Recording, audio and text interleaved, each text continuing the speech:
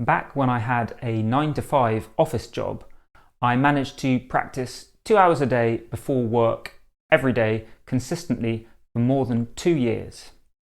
In this video, I'm going to break down for you the most important ideas that were what allowed me to stick with this, so that you can adopt some of the same concepts if you want.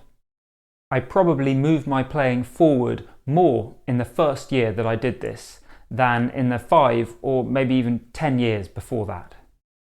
So the first thing that made this really successful was that I started with a clear decision to commit to this. It wasn't just, oh, I should do a little bit more practice. It was, no, I'm serious, I'm going to do a good amount of practice every day on a regular basis. And in order to do that, I had to have a concrete plan for it. That was really important, and I'll talk a little bit more about the details of that plan in a bit.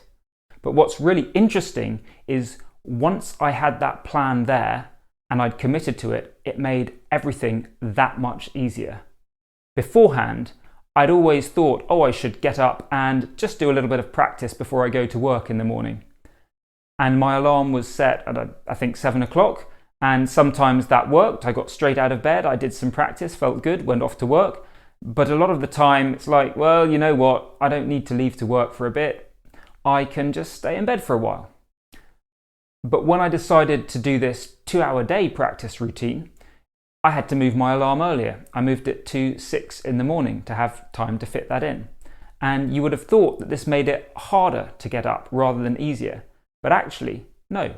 Once I moved that alarm earlier, I never once failed to get out of bed and do my practice. Why?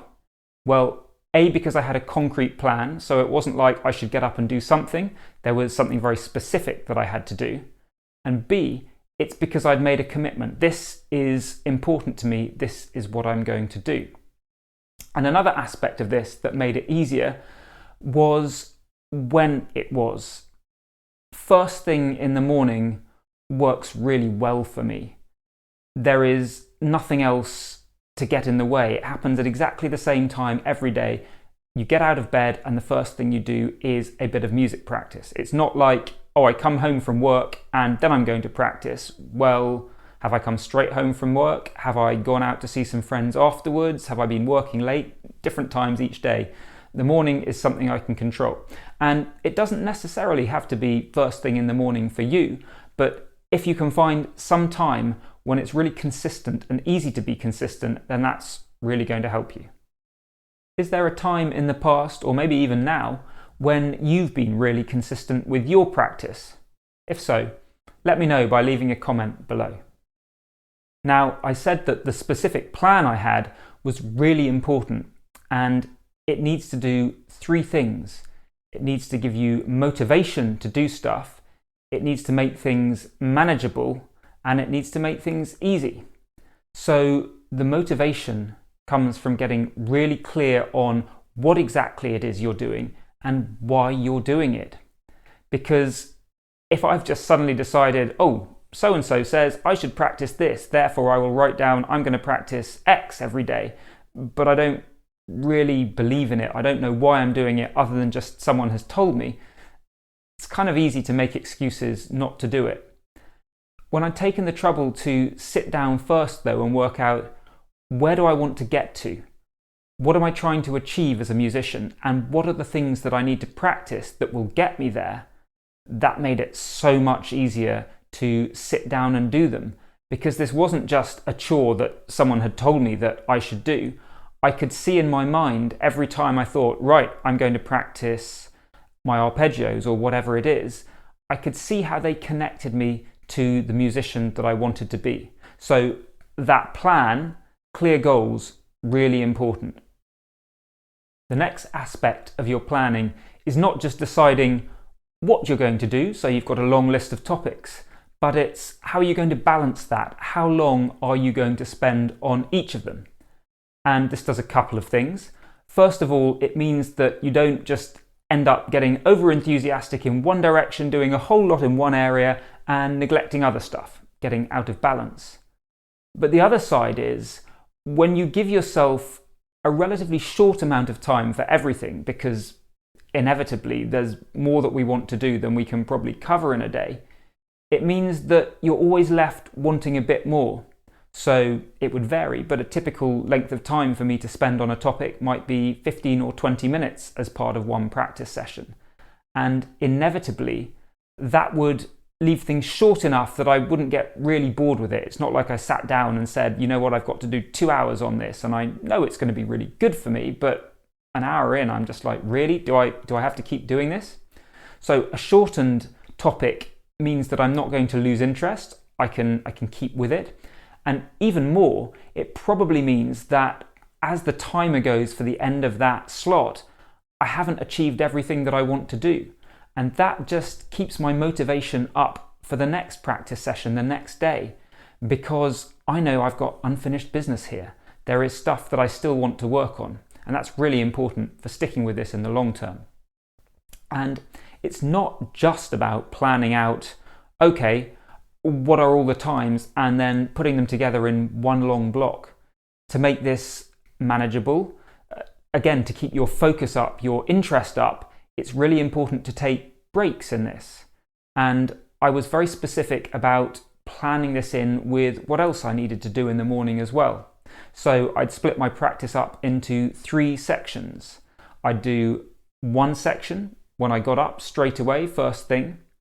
Then I would have some breakfast, something I clearly needed to do anyway, eat, and it gives me a natural break. Go back, do another section of practice.